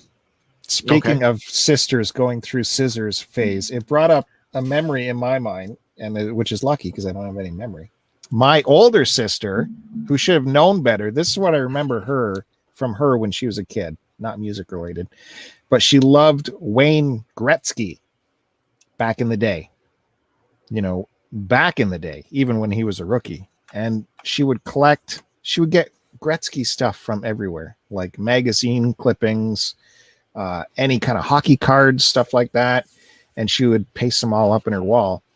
And I distinctly remember her having Wayne Gretzky rookie cards, which she cut out the Edmonton puck on each one so she could have like this puck on her wall that said Edmonton. And I knew even back then, as tiny as I was, that that's probably not a good idea. But yeah, she destroyed more than one Gretzky rookie cards. Well, sisters, man. Yeah. They're crazy. All right. Are you done? Yeah. Can I carry on here? Apologize. So I have some raconteurs, but Bill already showed that, and then Sarah had some REM, but I didn't know if you guys would be interested in that. I don't have anything to say about them, so just kind of skipping forward in the R's to my stuff. Have much raconteurs. I only have 2 albums, and I believe you showed them already. I have the one with the hand signal on it. I'm blanking on the name of it, and the one that we got from it's Down Under there from Detroit. Now we're just talking about the albums. You could have just showed them in that time. Bill already showed them, so I didn't feel like showing them. Okay, here's my Kenny Rogers Gambler. There you go. Wow. I almost picked that up a couple weeks ago. I was and then you know what happened? The freaking Suicide Squad trailer came out right after it, which features that song. And when I went back and I looked again, I was like, yeah, of course it's gone. Because I thought you meant the price went. No. I'm just sure somebody picked it up probably because of that. So of course, we've got the remainder bin hole in there. That's a good one. That's a deep one. I missed the cover, Kevin. Can you throw the cover up a little bit? Oh, yeah. It's got the ladies. Yeah. Gamblers. They're gambling. But this one, I don't know if you guys have this in your gambler. Mine's got a full-on poster here. Wow. Whoa. Yeah. With of course with the hole. You need the hole. And not only is that hole in there once, you get it in there a couple of times. That's so it'll go in, that's so it'll go in your binder. Dang, a trifold poster. Wow, Yeah, that's weird that they would go like the trifold with such a little bit at the bottom. It's Like, it's how it's got to be this long. it's how it folded in there, yeah. And That's wild. yeah, the hole punch hit everything. But it's there. Mother Brain says her parents had that. Unless this is an old comment and it's about Wayne Gretzky rookie cards. I don't think so. Thankfully, the hole punch didn't hit the vinyl. I wonder if that really ever happened. You think that ever happened? It's got to have. Well, that hole's in quite a ways. Yeah, like It's in I there. never. It's a very dramatic hole. Matt Bandy, Well, you get us all arrested. I do what I do. Okay, so what band were we all talking about? What band did everyone mention so far? Again. No. And- Eagles. Rolling Stones. That's right, we're in the R's. Oh, Talking about the Rolling Stones. Here's my favorite Rolling Stones album that is- That's a all good one. time. Let It Bleed. Can't go wrong with that. That is probably that might be my second favorite one. After Sticky Fingers. That one's good. Sticky Fingers is good, but this is my jam right here. It's my baby. Yeah. There's your label right there. A London. That's a London. So I think this is original. I don't know. Might be It's a good one. original. I don't know. Why do you like that one so much, Kevin? Because I like the songs on it more than the songs on their other albums. That's a good answer. Well, thanks for the insight. Good reason. It's true. I mean, it's got Like, but what songs are we talking? well, Give Me Shelter. I'm kind of done with, but I love Let It Bleed. That Let It song's Bleed just is amazing. And just how he starts it with that slide guitar. I love the version of Midnight Rambler on here. Love in Vain. Country Tonk, which is like basically honky tonk women, yeah. but just kind of hoe down. It's Twangier. just- Yeah. yeah, it's just a nice album from beginning to end. It's good. You know stuff. what? I've heard a little bit of chatter on some of those Mick Jagger songs where he does that his country voice, and in today's cancel culture, that some people are saying he's appropriating an American Southern. Yeah, there's a little bit of chatter about Doing the that. Trump dance here. It's crazy. They're looking my everywhere God. for this stuff. So He's they're saying because appropriating. he's a British guy, him doing a Southern accent is. Well, what about what's his face there from Green Day doing a British accent? Or Is that Madonna bad? doing a British accent, right? Yeah, Madonna does one too. All right, here's the old Hot Rocks. That's a good one. I need to get that one. Yeah. Is that With the original? medieval copy? times.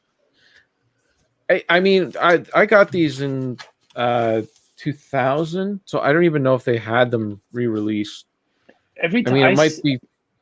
I come across that record all the time, but I've never seen that without like horrible ring wear on it.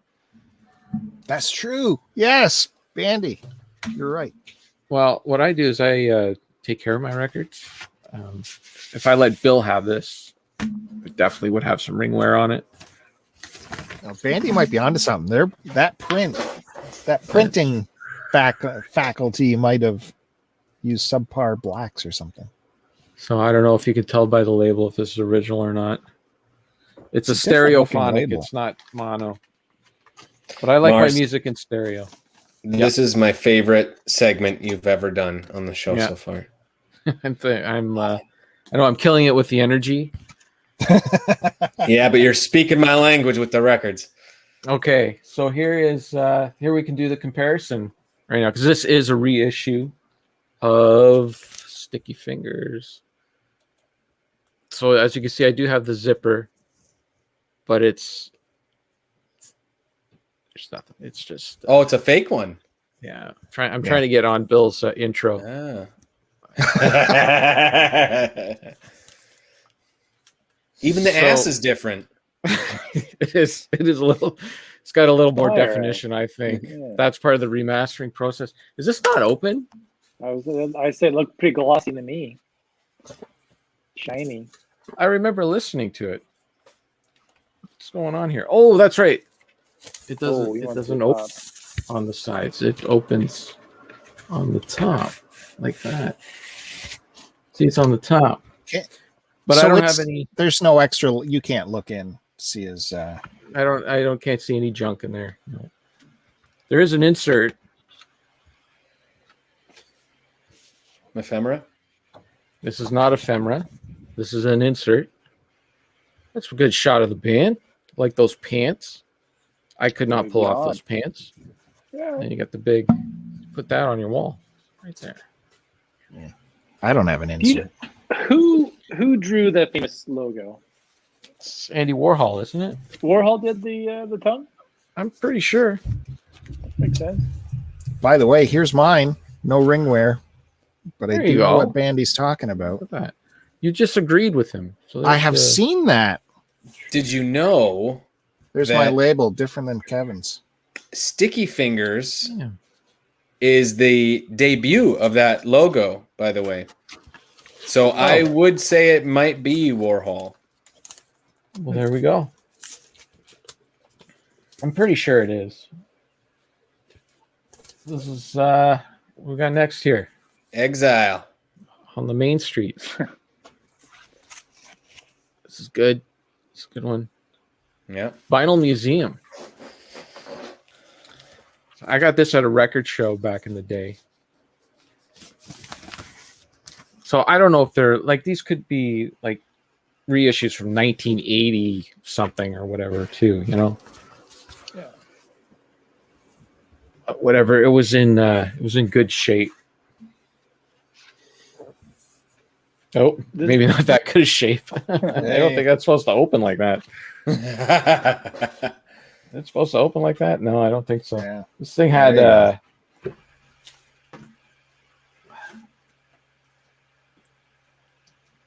so yeah, the two albums would slide in there like that. Right? Come out like that. And they're in the sleeve. With all the music on it.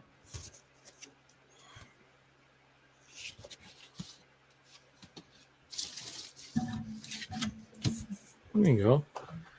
Your Stones logo on there. Yep.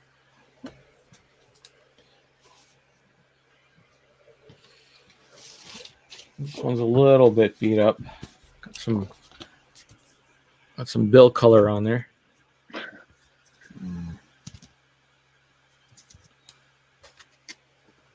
You know, if they would have condensed it down to one LP, that would be like the Oh. best record. We have some breaking news. Maybe.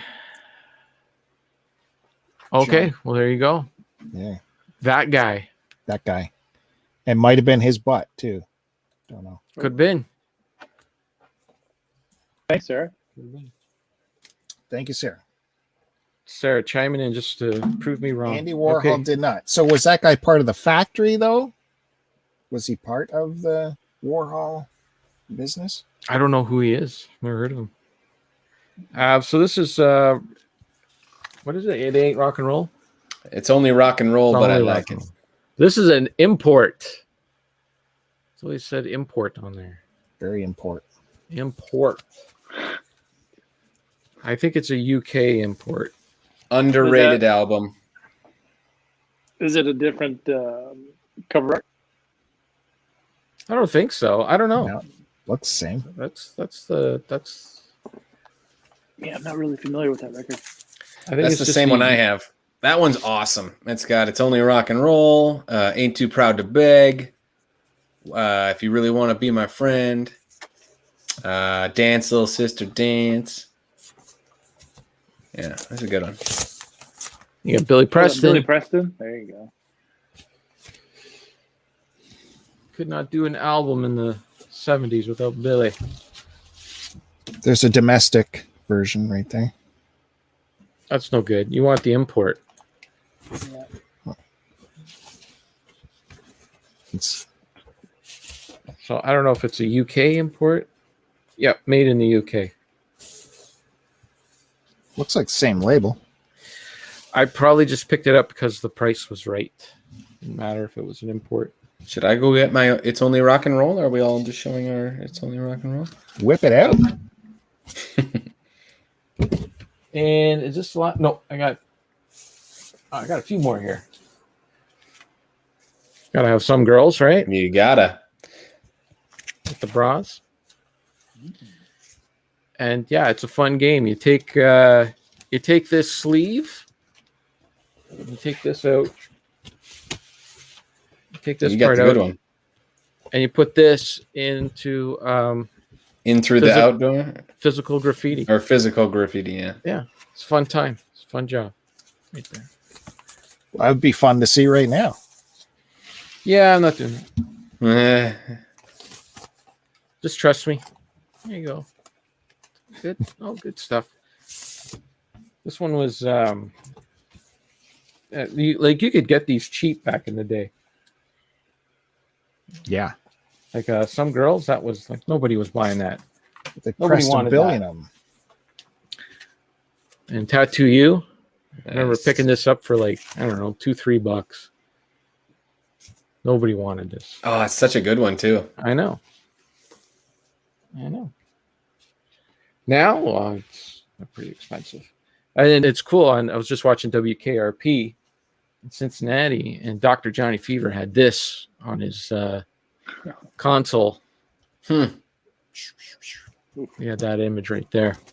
Like, I got that. I have that album. I'm as cool as Dr. Johnny Fever. Speaking of WKRP, is that streaming anywhere? No, It's on YouTube. Okay. I'm watching them on the DVDs. Someone's putting them all up on YouTube. Well, watch them while you can, because that show is hard to re-air because of all the music rights on it. And it was Shout Factory who did the DVDs, and they went and here's Steel Wheels. Ooh, I still need that one. Not my favorite though. Yeah, Sarah just picked this one up at the last record show we went to in February of 2020.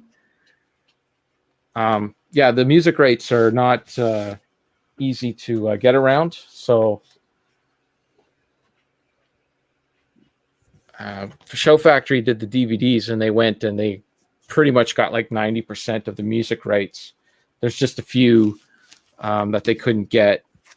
One of them is the Beatles come together, and it's actually quite funny. They kind of have like a sound-alike Beatles playing underneath it because they couldn't get the rights to the actual song, like to that recording.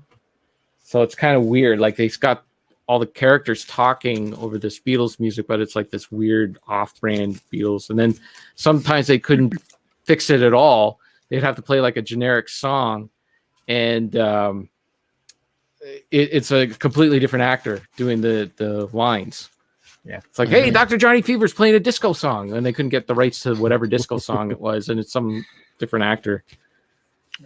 I just watched an episode on YouTube where there was the owner, the old lady who owned the station, brought in like some corporate radio guy to check out the station and see how it can be improved. So it was interesting as someone who like works in a TV station. They had to go through and explain what everyone does in this radio station because there's only so many cast members, yet they work an entire radio station. Oh yeah, Bailey did everything. She was she logged commercials. She did traffic. She did programming. She was part of the news department. Continuity. Yeah, she had like 3 departments under her belt. And this guy wanted to bring in like programming, how automated programming to pick songs for the jocks. And they're like, jocks will always pick our songs. Yeah. Well, even there was one episode where Venus Flytrap goes to another radio station for a job interview. And it turns out that the other radio station didn't actually want him to DJ. They just wanted his image to be the token black guy at the radio station. And he opens up like this door, and it's like all like these 1-inch tape machines like spinning. and it's like some computer that's programming all the music. He wouldn't program music. He's like, stuff that job. I'm not doing that. I want to, play my own tunes. I don't want to be programmed by some computer. 10 years later, it's all programmed. Yeah. It's hilarious. Yeah, it's hilarious how much like that show like relates to TV. It's like, like they were just showing someone around the radio station, and every department that the person went to, the first thing they said, this is the heart of the radio station. Like they went to Herb Tarlick's desk, this is the heart of the radio station. And the news guy, this is the heart of the radio station. Like just like at a TV station, every part is the heart of the radio or the station, because everyone has an overinflated sense of themselves. It's great. Great show.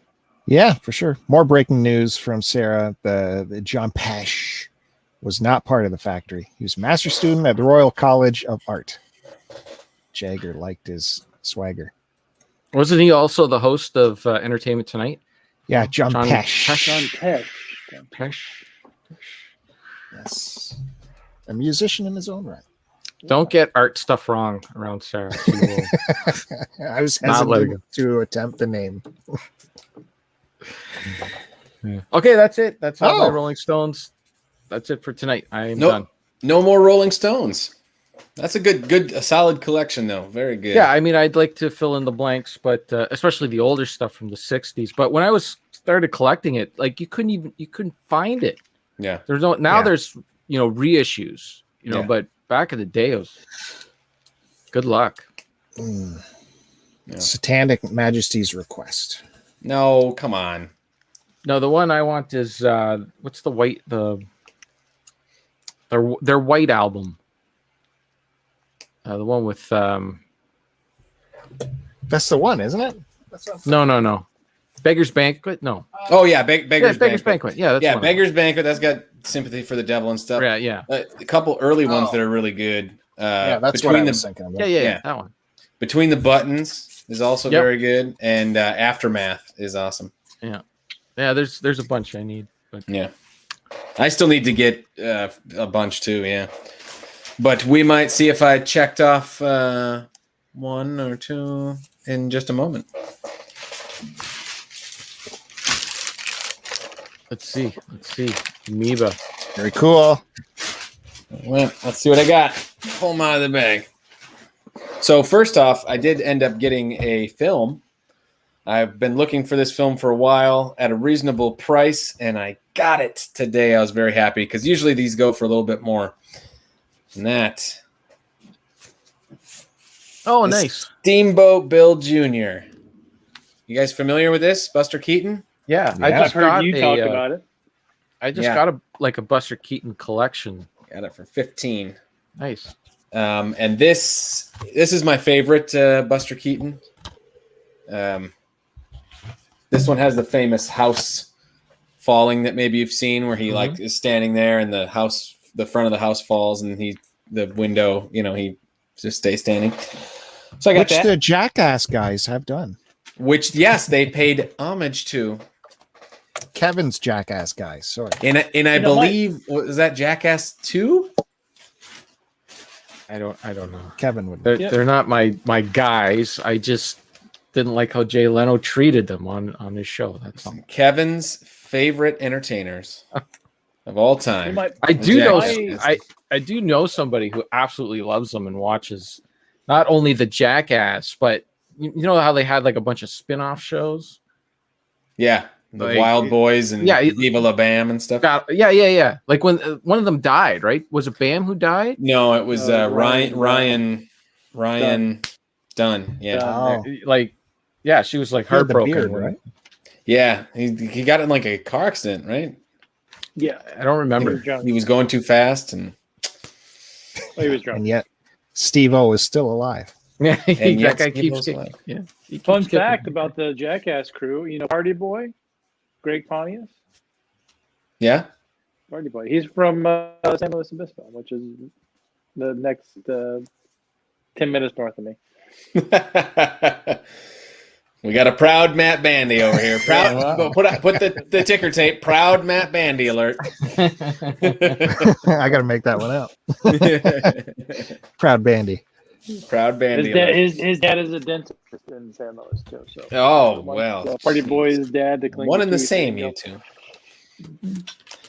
All right. First album I'm going to show. Can't go wrong with a little more Billy Joel. Nice, the bridge. So this is a good one. Snagged it for $4.99. I was finding some deals today. Not going to lie. I did not spend a lot of money, and it was awesome. This is a good one. Look at that. Ooh, hand in the pocket. Still got hair. That's going to be my next Halloween costume. Nobody's going to know. Nobody's going to know. So let's He's see. gonna stand in the doorway all night. Exactly. So this is this is the time, matter of trust, baby grand, a lot of good stuff. That's a good one. Yeah. This one, it's a good one. This is one of his later ones. When was this? 86 later for him, considering he stopped in 93. Next, I did pick up a Rolling Stones, and I got Jammin' with Edward. I don't know this one. Are you familiar? I've never seen that before. So I picked it up for $5.99. You'll notice a name is missing, and that is one Keith Richards. So what this is, as the story goes, is while they were recording Let It Bleed, actually, one night they were at the studio waiting for Keith Richards, who was nowhere to be found.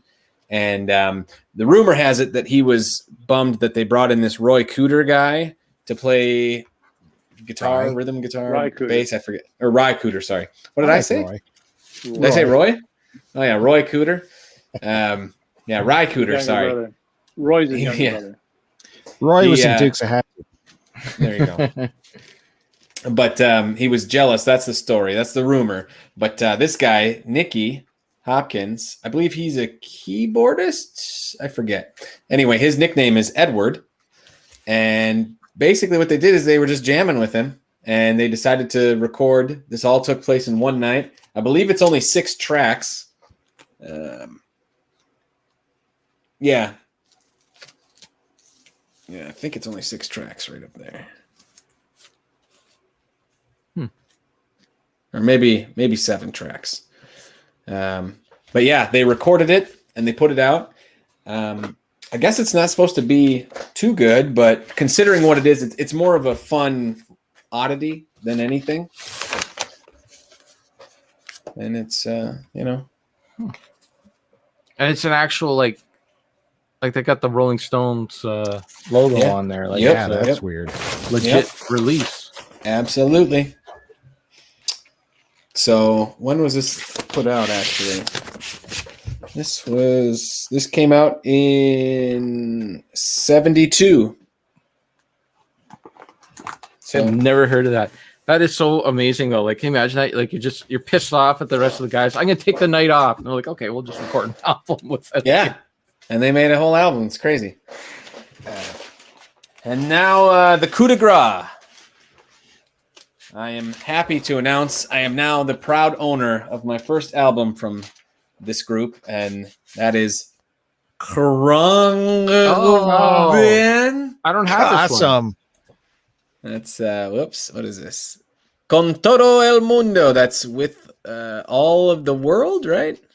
Sure. World, yeah. Yeah. So I don't think I this have is the this most one. expensive one. 1898 American dollars. Yeah. And I'm gonna shall we crack it right now? Hit the subscribe. Hit the Look at you guys buying the crumb bin now. This is good. dude. You got me. You got me hooked. You know what I'm bummed about that I forgot to look for today was Ozzy. I thought they might have that one that I was looking for, and I just wrote it down right now. I was like, I gotta remember. So see, this is how we do it. Look at this. Yep, just leave. Don't. No. Oh yeah, there you go. Ooh. Wow, that's smooth. Attaboy. You ruined it. No COVID on that at all. He's vaccinated, so he should be fine. Double vax. Double vax. It takes 2 weeks, eh? That's what they say. You got to wait 2 weeks pretty after you basic. get your last shot to be cleared. Oh, this one is fresh. How? I don't think you're supposed to caress it. There we go. So there we go. Little krung. And it was funny because I was asking the guy, I was like, hey, do you have any of these records? And he's like, which ones? And I was like, I don't really know how to say it. And I was like, it starts with a K. And he's like, krung. Yeah, I don't know how to say it either. Nobody knows how to say it. And then there was a guy who was like also working there who was right next to him. And he's like, oh yeah, I think we do have that. He was looking for I don't know how to say it. Every one of us was admitted we don't know how to say it. Funny. Does anybody know? Crumbin. Krungbin. Krungbin. Yeah. And that's what I picked up today. That's nice. So yeah. Let's see. Yeah, I do have that one. Okay. Now I feel better. How could you forget? You only have like 3 of them, don't you? We have what are we up to now? 6, 7. 7. Well, see, I will never be able to find one in Ontario then because you have them all. But you know how you were saying, or was it you, Kevin, or someone was saying that they're like kind of hard to find? Yeah. The guy seemed to think like, oh, this is hard. The way he was talking about it, he's like, because that's why the other guy chimed in. He's like, no, I think we do have some right now. So I'm like, people must be asking for them, and they must know that it's hard to find. It's not like massively produced, Yeah. right? And as this is what I was told by like the guys at the store is that it comes in and like it's gone right away. Like somebody buys it right away, so they can't really keep it in stock. They'll put in an order. They wait like 2-3 months. It finally comes in, and then like within a day or two, somebody has bought it. Yeah. And I will say, I feel like I got a little like street cred from asking about that. Yeah, There was they're in the know now. The respect level went from like down here, Yeah, to up here. Yeah. They gave you like the special Amoeba token. Well, usually they're show like, well, you need to do your homework, your research, and you'll know these are very hard to find. But after I said that, he was like, oh yeah, no problem. Come with me. I'll show you. Yeah, follow me. Here, have my sandwich. wow. Very cool. Matt Bandy, you get to take us home again. Got a few minutes to show. We got 1 minute to show a few records, right? Yeah, let's do it. So I brought along my 7 inches. If you remember, or if you don't, I finished with the C's last time, so I'm on to the D's now. So I'll show a couple D's. Of the 7 inchers. Of the 7 inches. You travel with those. Yeah, bro, I love my box around. So first one, these are all, the punk and hardcore stuff. So this one here is by a band from Oslo, Norway called Damage Control. It's put out on Crucial Response Records. Crucial Response was out of Germany. They were kind of like a big hardcore punk label in Europe. Yeah, this is a decent record. Nothing that I listened to a bunch, but this came out in early 2000, I think. Never got to see these guys play. I'm not sure if they ever toured in the United States. Not a lot of European bands from that time period did play in the States. What you got here? Liner notes, lyric sheets.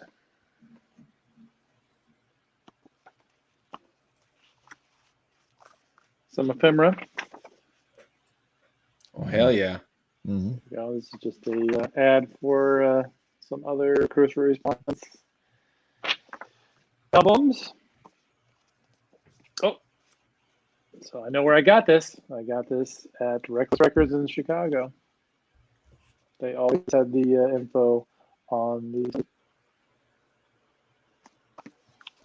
And this is, I believe, just on black vinyl.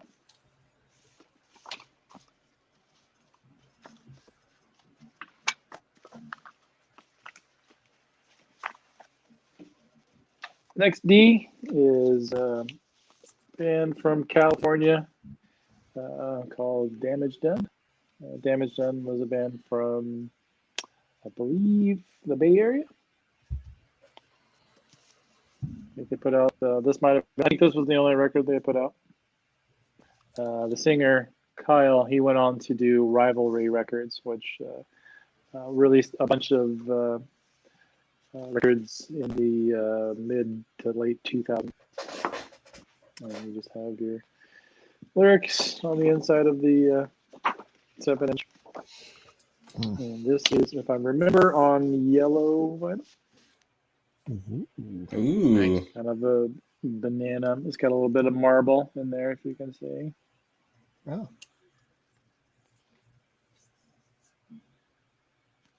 I believe this came out in 2002, this record.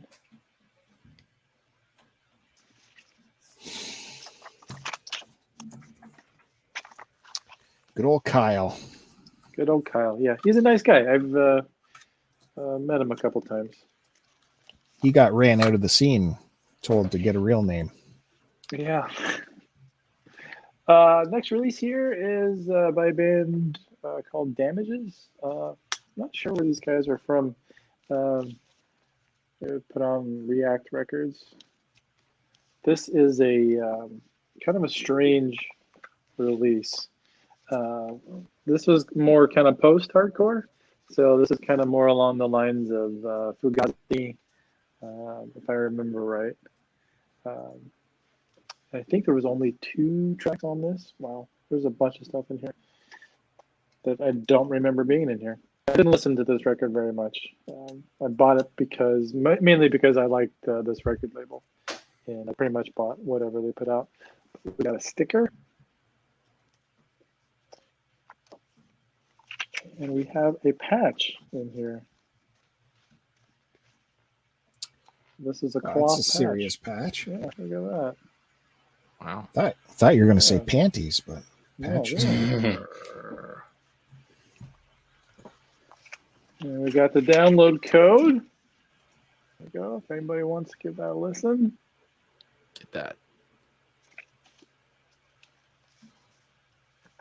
And we have, if you remember, I've shown a bunch of React stuff on here before. All the React releases come with a little essay written by someone in the React family. This was written by Alan Blackman of the band Not Sorry. And this has to do with integrity. So. Yeah.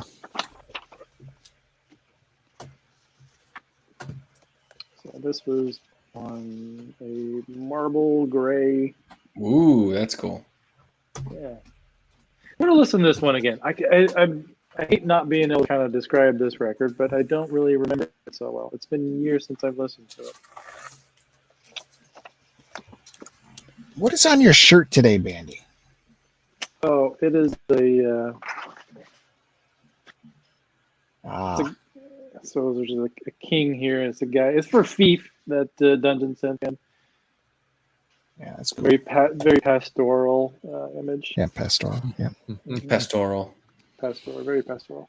So this is an EP, so there's only 2 songs on here. Yeah.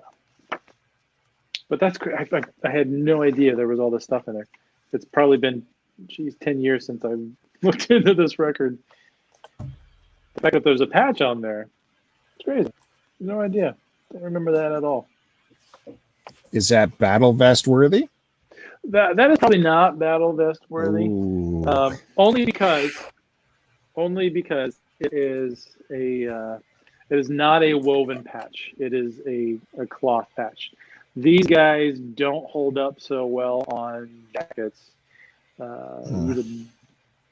It's just printed on. Yeah, so it's like a silk screen on here, and these tend to fray. Pro tip though for you guys: after you sew these on your pants, because these would go. This would be good for. Here we go. Yeah. There we go. Whoa. Subscribe. So Up higher. Yeah. There you go. Yeah. Sticky fingers. bum patch Oh my goodness. right there. Oh, Bandy's getting in the intro video. No way Well, I'm making it in. I got to do what I got to do. This would be good on on some crust punks pants. You got to sew this up with some dental floss, because that's the thing you do. After you sew it on there, you go into your sister's fingernail or makeup drawer or whatever, and you get out her clear coat of fingernail polish, and then you rub it along the edges of this. That prevents fraying of these patches, because sometimes you'll get you can see a little seam there, or a little thread, and they'll keep coming off, and it'll fray. So that's why it's not Battle Vest approved, because look at that. I've held this thing for 2 seconds and I'm already pulling threads off the thing. So there you go. Pro tip. And Why you know dental floss? because it was easy to come by. You didn't have to go into the sewing store. So they're The using dental sewing floss and a toothpick? Yeah. Sewing store. What do you call it? That's the I best. don't know. Joann's, right? Like a Joann's, Joann's, like yeah. a crafts store. Yeah, punk rock doesn't want to be seen in there. You got to go into like the CVS and get your dental floss. And it's actually pretty strong. I do have some patches sewn on with dental floss because I was in a pinch and didn't have the type of thread that I wanted, so I used it. And it works fine. Tricks of the trade. Tricks of the trade. All right. And it's a very stark, it's white, and it just shows up. So, dental floss, more than just flossing your teeth. You can sew some patches. Okay. Bandy finishing strong with some tips there. There you go. There you go. Good stuff. Is that all you want to show us today? Yeah, there's a lot of D's in here, so A lot of 7-inch Ds. a lot of 7-inch D's. So I will stop there. All right. Well, we got plenty of episodes yet ahead. That's why everyone should be subscribing. If you haven't done so already, hit the subscribe button, hit the like button, so you can get, look at all the stuff you're learning. Look at all the stuff you're learning. Entertainment. It's just here for you for free. Yeah. So I guess that's it. Thank you guys. Thank you, my panel, for being here. Kevin, Curtis, Matt Bandy. Appreciate you. You want to follow these guys? Appreciate you for 50 episodes. How about that? Yeah. Jeez. Oh, thank Can you believe that? Let's do 50 more. At least. How Check many these did you guys think you were out. going to get out of this, huh? Not 50. 5. Maybe. Well, you've Yeah. gotten at least like 23 good ones. So Check these guys out. Look in the details. You can find their letterboxed details and their, I don't know what else I put in there, Twitters. But they've been very active on the letterbox, watching lots of movies, adding reviews on there. So check them out. And yeah, thank you everyone for joining us in the live chat, for being here. Appreciate all you guys. We'll see you maybe next week for the next episode. I will continue. We have much more 50-year-old records to go through. The next two are big ones. Remember, I did talk about the Fillmore East. So this big one, at least 2 more albums from 71 out of the Fillmore East. And a huge album, which some say gave birth to bandy music of stoner rock and doom metal. Some would say. 71. Allman Brothers and Black Sabbath. There you go. Stay tuned. You have to subscribe and hit the like button to see what happens next week. But you never know. That's it. All right. You guys have anything else you want to mention? Are we good? 38 Special did have a couple other hits. Hold On Loosely and Caught Up in You. No, sorry, not Hold On Loosely. Rockin' Into the Night. Rockin' Into the Night. Is it on that album? No, different albums. Yeah. Okay. And I then, listened to that Caught Up album. in- That was the only song I recognized. Okay. I looked it up. I was curious. Okay. Oh, whoa. Okay, conscience cleared. Go ahead. All right. Yeah, you're about to get rammed by the 38 Special fans. Yeah. Okay. We'll finish this off with another look at a very special video montage from last week. Thanks, everyone. See you later.